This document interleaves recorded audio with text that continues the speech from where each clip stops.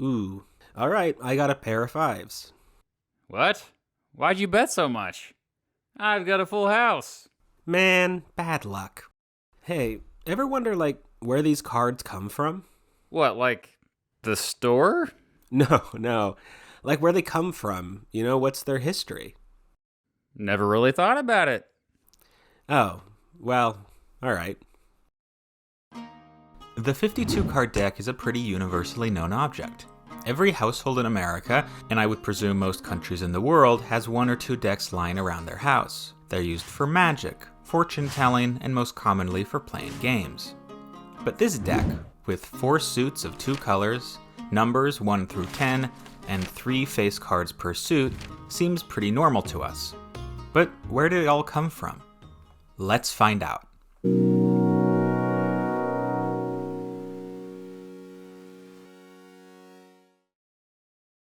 Hello.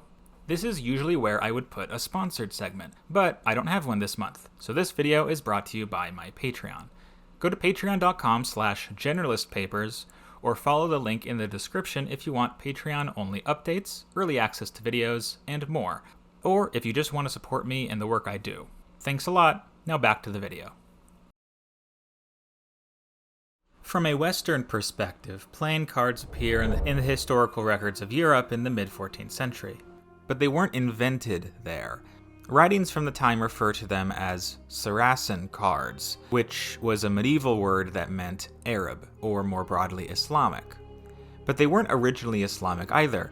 No, to find the origins of these playing cards, we have to go further east, to China. The evidence suggests that playing cards in China existed as far back as the Tang or Song dynasties, in the 9th and 10th centuries. Paper is fragile and playing cards aren't usually kept in good condition, which is why we don't have any physical examples of playing cards from this time. Still, we can be pretty sure they existed, and what they looked like based on later examples of Chinese cards. Chinese playing cards, often called money cards, had 3 suits: coins, strings of coins, and myriads of strings. They were styled after Chinese paper money. And by the way, the Chinese were the first to invent paper money. At first, these money cards were used as a money substitute in other games, in the same way we use poker chips or even Monopoly money. If you look at playing cards, even our modern ones, it makes sense that they were modeled from money. Like our own bills, they have a number in the corner, a symbol next to it, and in the center, the face of a ruler. These money cards became widespread in China, and from there spread to Korea and Japan, where they took on their own characteristics. The cards also made their way through the Silk Road to Central Asia, then to the Middle East. There were many varieties of cards in the Middle East, but the variety we're interested in were the cards used in the courts of the Mamluk Empire, centered in Egypt. These cards looked like this. Beautiful, right? And they had 4 suits: chalices, scimitars, coins, and polo sticks. Yes, you heard right, polo sticks. The first Europeans to encounter these cards, or at least the first to emulate them, were the Italians sometime in the 1360s. They kept the suits almost the same, with goblets, coins, and swords, but changed polo sticks to batons. You see, polo wasn't a widely known sport in Europe at the time. Any of you in the audience with an interest in the occult will of course recognize these suits, as they're the suits used in tarot cards. Though modern tarot decks swap out coins for pentacles and batons for wands to seem more magical. Italian and Spanish playing cards still use these 4 suits today. They're called the Latin suits. Oh, and the face cards, or court cards as they're sometimes called, are as we know them now. The Italians had a king, often mounted, a queen, usually enthroned, and a knave, which we nowadays call a jack. In Spain, the court was different. There was no female royalty. Instead, a knight replaced the queen. The first playing cards in Italy were handmade and hand-painted, and were bought and used by the upper classes. But cards did become popular with common people, and new methods were created to produce the cards faster and cheaper. It was only natural that this new product eventually spread west and north. and the next major development in European cards occurred in Germany, where new techniques in printing meant Germany became the new card capital of Europe. German card makers decided to ditch the Latin suits of the Mediterranean to create a new set, one that was distinctly German. They went with hearts, acorns, leaves, and hawk bells. German playing cards were not hand-painted.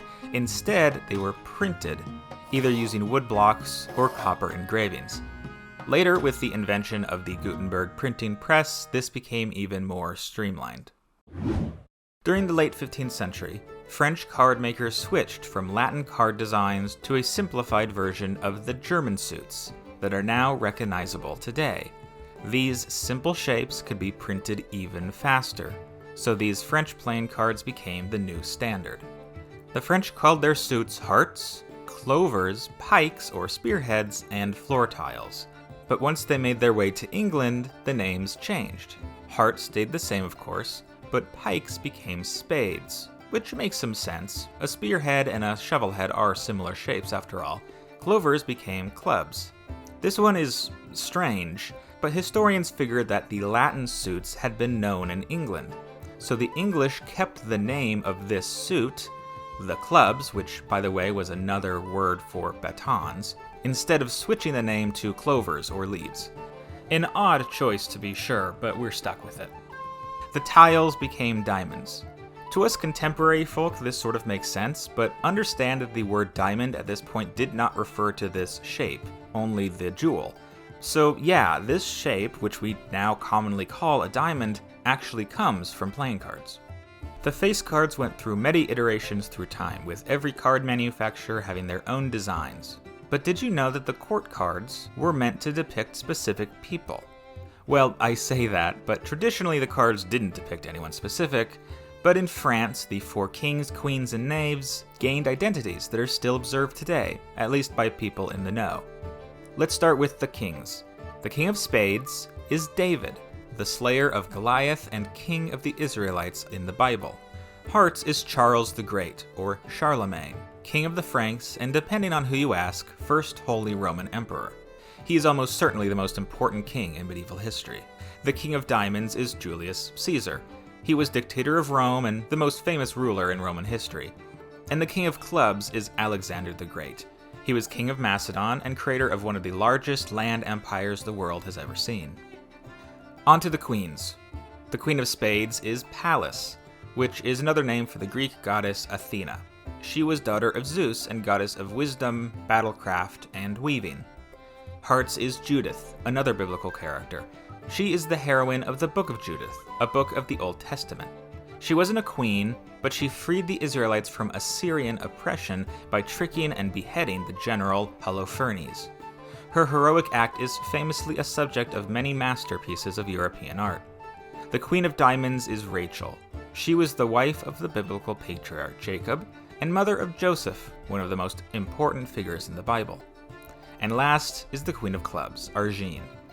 She's sort of an odd one. Argene is an anagram for the Latin regina, which means queen. Some say that this was a nickname for Charlemagne's concubine, or it was supposed to be Argeia, the mother of the Greek hero Argus, who built the Argo in the myth Jason and the Argonauts. Or maybe the French just couldn't think of any more women in history, I don't know. Last, the knaves or jacks. They were all named for military men through history and legend. The Jack of Spades was Ogier the Dane, a Danish prince and paladin of King Charlemagne. Hearts was La Hire, the nickname for Etienne de Vigneul. He was a nobleman and military commander during the 100 Years' War, who fought alongside Joan of Arc.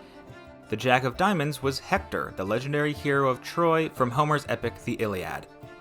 And the Jack of Clubs was Lancelot, the greatest knight of the Round Table in the Arthurian legends, and adulterous lover to Queen Guinevere. The last innovation to our deck of cards was made in the good old US of A. The Joker cards, of which there are 2 in each deck, started showing up in American decks during the Civil War, and were placed there specifically for a game called Euchre. They are used in other card games, though as you know, not very many. They're so uncommonly used that most people just throw them away or misplace them. And that about wraps it up. Thanks for watching my video. If you'd like to support me and the channel, please consider donating to my Patreon. The link's in the description below. Or leave a like and subscribe. Thanks. Bye.